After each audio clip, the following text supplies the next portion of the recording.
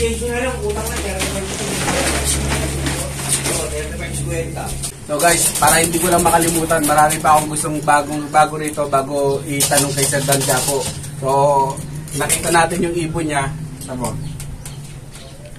Ano na lang? Bagsak na yung pangsyam. Bagsak na yung pangsyam. So, babagsak na rin ito yung pang-10, mga isang linggo na lang yan. Tapos sasising niya, BBC. BBCS. Hindi ko naman pwedeng gatuin niya, may inner May yan. inner yan, oh. Talagang ano lang. Early maturing tayo ng kalaban. So, ito, masyadong early maturing talaga itong mga to ng mga ibon. So, nasa yung ganitong sistema, hindi to natural sa ibon. So, nasa sistema nung umahawak ng ibon. So, tatanungin natin kung paano yung naging sistema. So, sabi nga kanina, luya. Oo, luya. Tapos kalamansi, saka tubig. Saka tubig. 1 linggo ang gagawin yun. Tapos bababad ko ng magdamag. Pinakaumagahan ko papainom. Eh pag pinopost ko sa Facebook, minsan tinatawanan nila ako, sasabihin nila, lagyan mo pa ng sibuyas, tsaka adobo na. Adobo na daw. Puta na. Ayun ang... So doon mo mapapansin bro, pagka maglalaglag sila ng sabay-sabay o dahan-dahan sila magbumol. Naglalaglag sila. Tulad nun, kakakit ko lang ng iba dun. Tulad Oo nga ito, kalbo eh. Tulad nito, kakakit ko lang nito. Oh.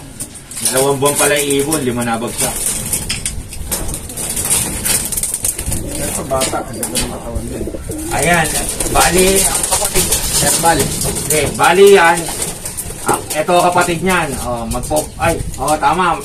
Magpo 4 months, ito kapatid niyan. Ito, yan, bata. Naunang clutch. Unang clutch ko. Sumunod dyan.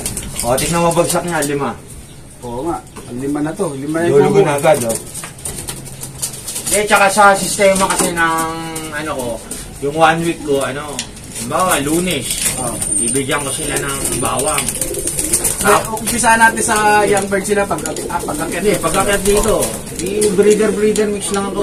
Breeder mix lang. Yun lang pinapatoka ako sa kanila. Kasi ang breeder mix mula hanggang first, dire-diretsong breeder mix. Tapos pag napaamo ko na yung kalapati ko, gugupitan ko na ng ng pakpak. Ngayon, di na ako nag-feathering. Sa loob ka ba nag-ano dati o sa labas? Kasi nagugupit dati. Dito lang. Sa labas, ito na. Ngayon, hindi na ako nag-feathering. Etong sistema na to, hindi mo kailangan i-feathering mga ibon. So, basta pag nag-breed ako ng November, December, di na pang feathering sa akin. Tsaka, ano pala ngayon? February. Kaya nga, ito nga yung mga ibon, ganito na Ito ang kapatid niyo. Sumunod na batch siya. So bro, yun 1 week mo na lang iinumin nyo pag young bird na sila. Bigyan mo nun. Pag nawala-walay mo. Tapos, 1 week. Tapos hindi ka pa nagkakarera. Ang painom mo lang, Lunes. Babad ka rin ng bawang sa gabi. Tapos painom mo sa kanila.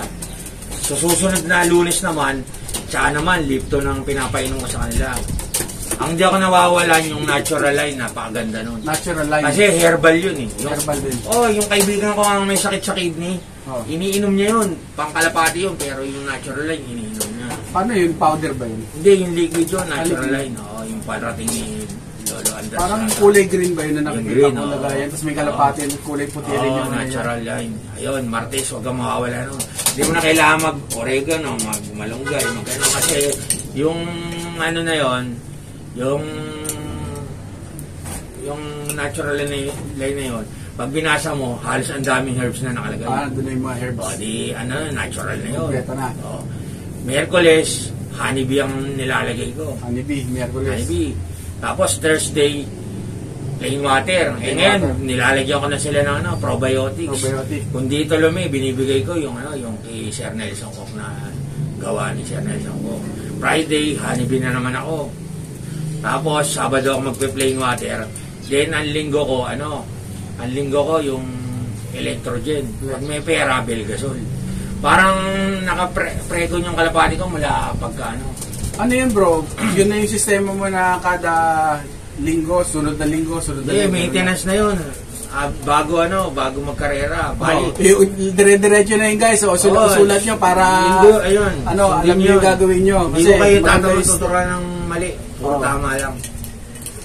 Ayun, tapos doon sa sistema na yon, eto na yung kakalabasan niya. Kung araw-araw yung ginagawa na ganun, ang kakalabasan niya, ganito na yung mga mabilis magbihis ang ibon, tsaka magaganda yung hipo din nila talaga. So, mga bata to, gaganda ng hipo. So, yun. Tapos yung kailangan kasi meron kang yung inakay kasi, pag sa inakay nila, yung Martes hanggang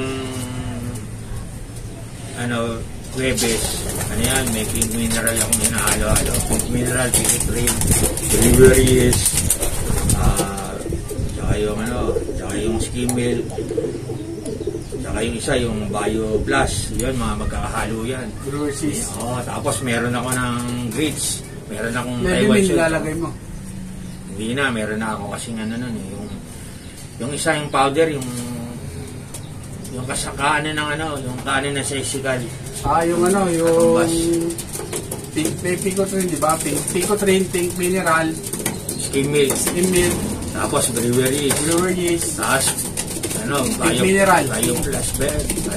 Pink mineral. Bionic dati yun Bio Plus. Bali, para hindi tayo magulo, 1 kilong pink mineral. Ito, 1 kilong pink mineral. Kalahating Picotrain. Tapos, 1/4 na breweries na yung powder. 1/4 may nabibili nun eh.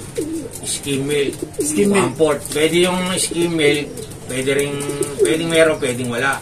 Pero maganda yun pag may breeding. Nagbe-breeding ka. Tapos yun Tapos, yung B22 powder. Yung B22 tsaka powder. Tsaka yung tama, yun na. Yun na yun. Paghahalu-haluin nyo lang yun, guys. Paghahaluin mo lang yun. May nabibili mang B22, tapos yun na yun. Kahit na nilalagay mo lang sa diba? Tapos, bahala na sila tumukha. Konti-konti lang para hindi masayang. Kasi pagka marami, tatapon-tapon nila, sayang eh.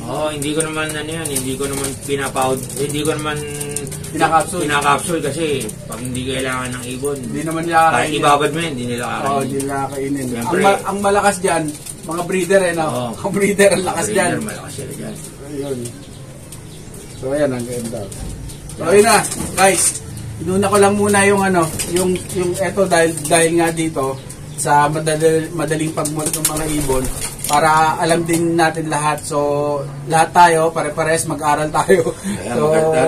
Paano mo magkasunod sila? Ayan Magkasunod silang magkapatid. Yan, magkamukha. Ayan Ito nauna lang yun. So yun yung sistema na yun. Ganito mangyayari sa kanila. Maganda yung balahibo nila. Tapos mabilis na sila mag-mold. So pag kondisyon naman ng ibon, mabilis mag-mold. Wala kang pulbos. Pwede na yan. What's up mga ibon? Please like, share, subscribe, and don't forget to hit the notification bell down below para ma-notify kayo sa mga bagong videos namin!